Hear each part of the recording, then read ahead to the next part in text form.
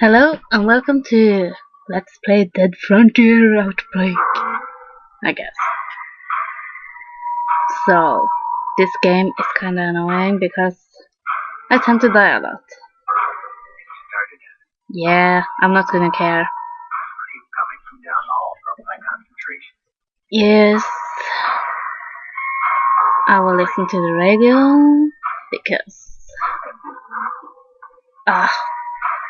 don't call, just go home. Oh, I hate this situation. I will leave her to their doom.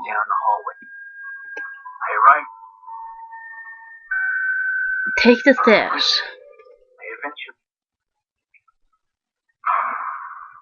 Sneak out. Search for a window. Jump out the window.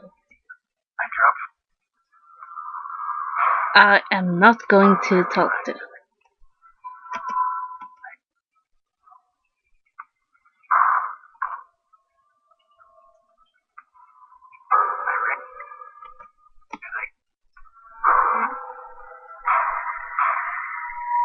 Okay, I'll join you.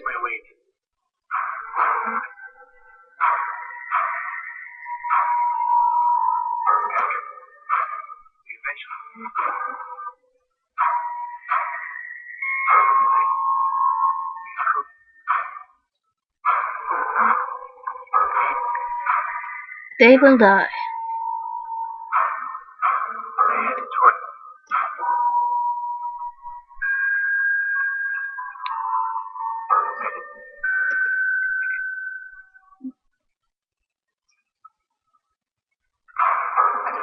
There was no point in waiting for the traffic to clear, and that without the Jeep, driving off the road was just too dangerous.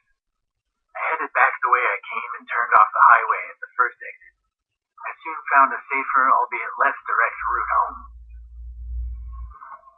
As I sped down the disturbingly quiet back road, my mind began to wander. Without the distraction of imminent danger, I began to remember the horrific scenes I had witnessed just an hour ago. Images of mangled corpses flashed before my eyes, and my head began to spin. I swerved onto the wrong side of the road, just as another vehicle pulled out from a concealed entrance. I braked sharply, but it was too late to avoid a collision. Amazingly, I wasn't seriously injured, but my ride was badly damaged.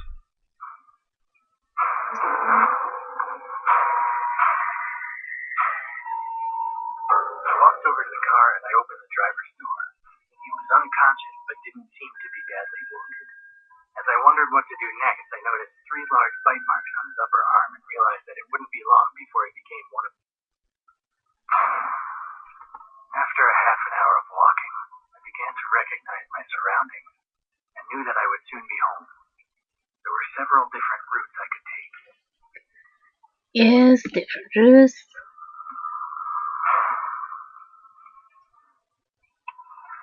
Through the woods, cornfields, train road. I shouldn't take the main road. Main road, always a bad idea. Train line. Not. I decided to get off the main road, as it would undoubtedly be dangerous in such a heavily populated area. I decided to follow the train line instead, since it ran not far from my house and would be totally deserted. Sure enough, I didn't see another soul. I'm intelligent. I arrived in my neighborhood, exhausted. I knew that my house was just a little further down the street, but the area was swarming with the infected. Most of them seemed distracted by what few survivors remained, but I knew it was only a matter of time before they noticed me. I remembered about a small alleyway nearby, one that would take me most of the way home in relative safety. I entered the alley, and as expected, it seemed totally devoid of life. However, as I walked past a large dumpster, an infected old man stepped out of the shadows and tried to grab me.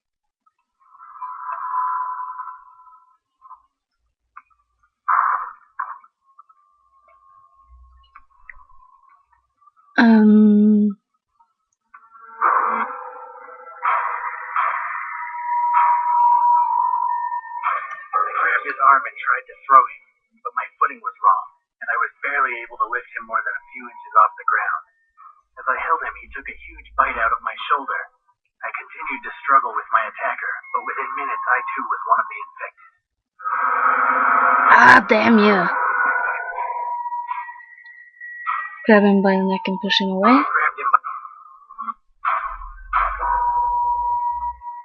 had bought myself valuable time, but it wouldn't take long for the creature to regain its balance and come at me again. I turned to run back the way I had came, only to see that another group of them had followed and were now blocking my retreat. My only hope was to try and get past the lone infected.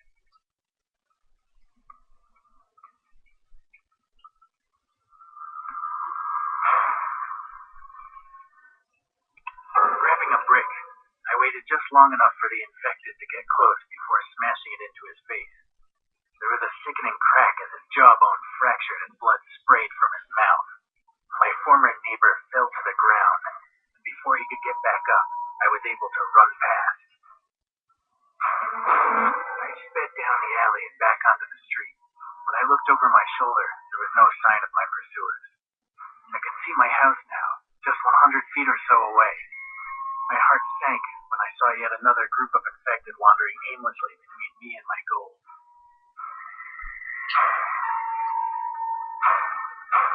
I decided that it was too dangerous to carry on down the street. I went around the back of one of the neighbors' houses and climbed over the fence into their garden. It was tiring, but I carried on scrambling over the fences until I got to my own backyard. As I approached the house, I noticed the glass in the back door had been smashed and the door left slightly ajar. I was terrified for my wife's safety. I realized that whoever had broken into the house could still be in there. Without a weapon, I wouldn't be able to help my wife. I headed over to the shed and checked my pockets. Luckily, I still had my keys and was able to remove the padlock and open the door. Inside, there was a wide range of tools to choose from.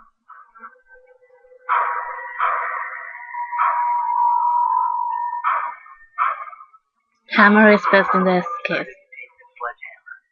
It was heavy and hard to use, but could easily smash a man's skull in a single blow.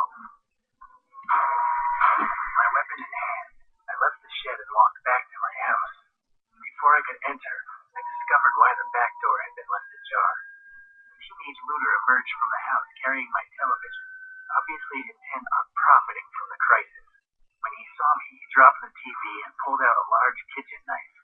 At that moment, I couldn't tell which one of us was more afraid.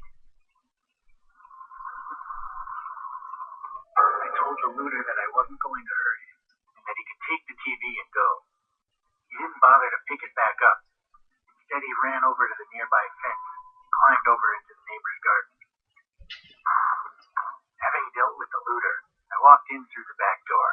I was relieved to finally be safely indoors, but I couldn't rest yet. Not until I was certain my wife was okay.